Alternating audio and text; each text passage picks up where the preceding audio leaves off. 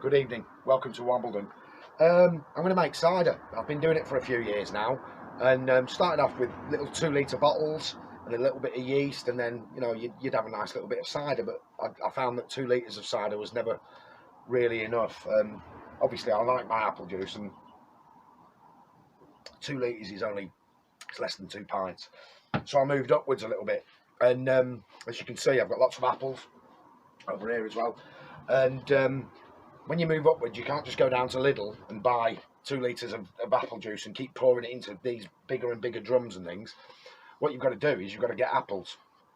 So I get these apples from the side of the road. You probably, at this time of the year, it's October now, middle of October, when you're driving around, you'll see them on the trees everywhere. Wherever you go in this country, you'll see them. This is the UK I'm talking about, obviously. And they're there for the taking. And I mean, I've got in the back here, I've got 400 litres already pressed. This is a later thing. They were a bit early this year because of the weather we've been having and the things that have been going on in 2020. But so yeah, but this is what I've got now, and all of these were picked from literally these ones here. These nice big red ones were picked from outside Lidl in Western Fable in Northampton.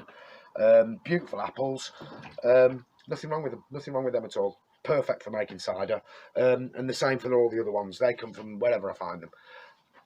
Now, to get an apple and turn it into cider, you can't just press that. It just won't happen. So what you need to do is you need to pulp it. Okay.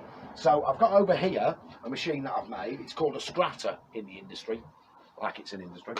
And it's all it is I've made this hopper out of some bits of old aluminium siding off a building, and then inside here, and I'll show you closer in the edit, there is a piece of wood with a load of stainless steel screws inside it, and on the side of it, let me move that out of the way, on the side of it over here is a washing machine motor with a speed controller and a great big wheel just to send it round. It makes a bit of noise, so you might want to turn the volume down.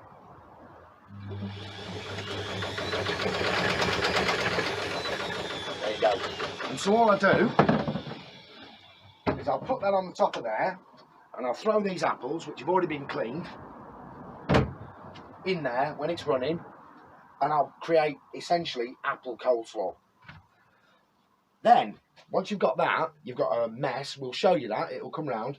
You're going to need one of these. Now, this is a press. This is what you'll hear about. Wine presses, apple presses, this kind of thing. This is actually something I made myself with very bad welding skills, which is why it's painted black, so you can't see the terrible welds.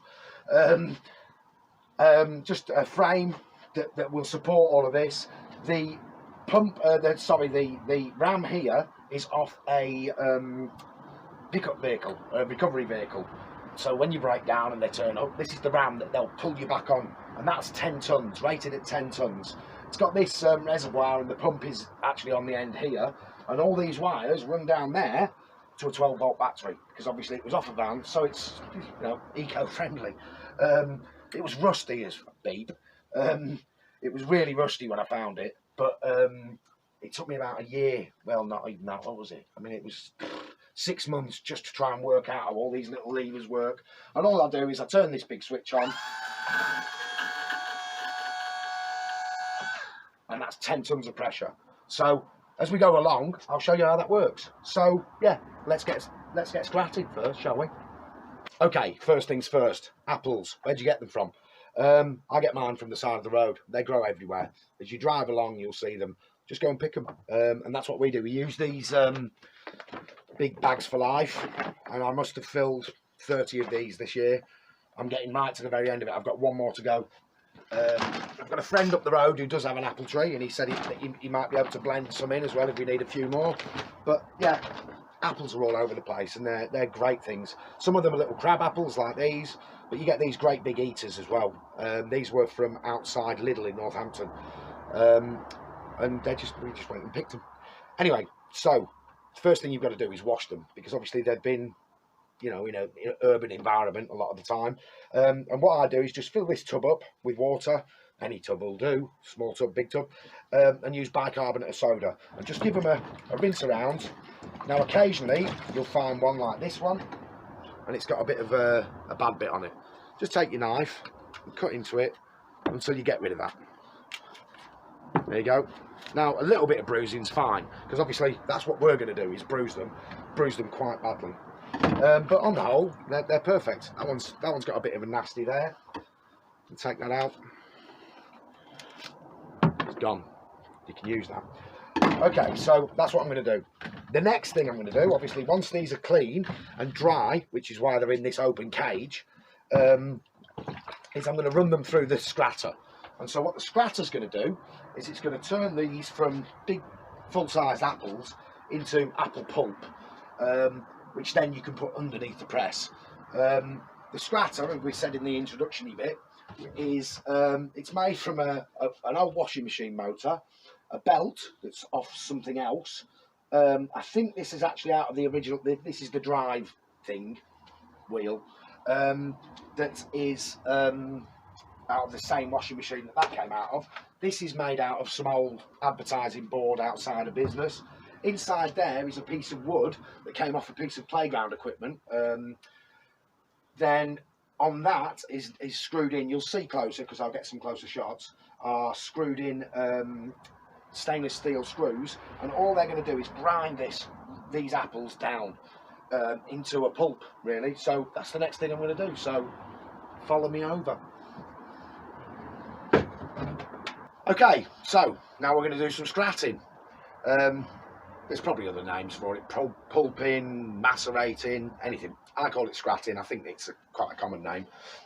So like I've said, I've got this machine. It's composed of the washing machine motor, a big piece of wood in there, stainless steel screws, this hopper, and all I do is I've got an adjustable speed controller over here, which I'll show you a close-up of in the edit.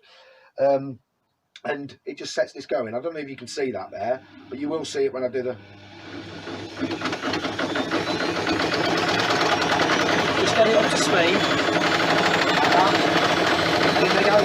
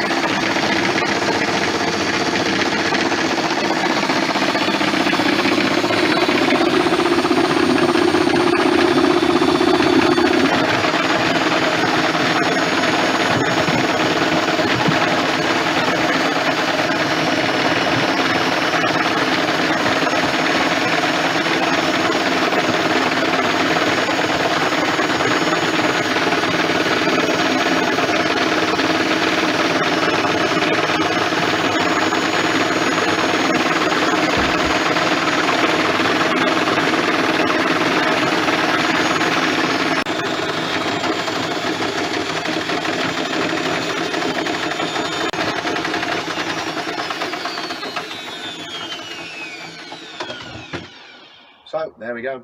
That is what, 40 kilos or so of apples. It took about 10 minutes. A bit more difficult than normal because these apples are bigger than you usually get, and this little thing here, because of that narrow throat, doesn't seem to like it so much. But yeah, it's worked. So obviously it's off. I won't put my hands in there. So you can see what happens here. I don't know if you can see the screws, but we will get closer in at one point. You can see what happens here. This motor goes round, and these screws that are in here on this piece of wood, they just bite into the apples, and obviously it's spinning at a fair old pace, and they just crush them, just turn them into like coleslaw, and this is what you end up with. Pulped apples. And you can see, even when I take an apple-sized piece, look at them already. We're getting moisture coming out, which is apple juice, which makes cider, which is what we're trying to do. So what I'm going to do is I'm going to cover that over for 24 hours and allow it to start breaking down the enzymes in the thing, something, whatever. Whatever, I don't know. Apparently if you do that for 24 hours, it'll allow the juice to come out a lot easier. But I mean, you can see it's already coming out. Obviously it'll go brown, but then obviously cider is brown, isn't it? So yeah, my hands are filthy now and I won't be able to stop the camera. Tastes good now.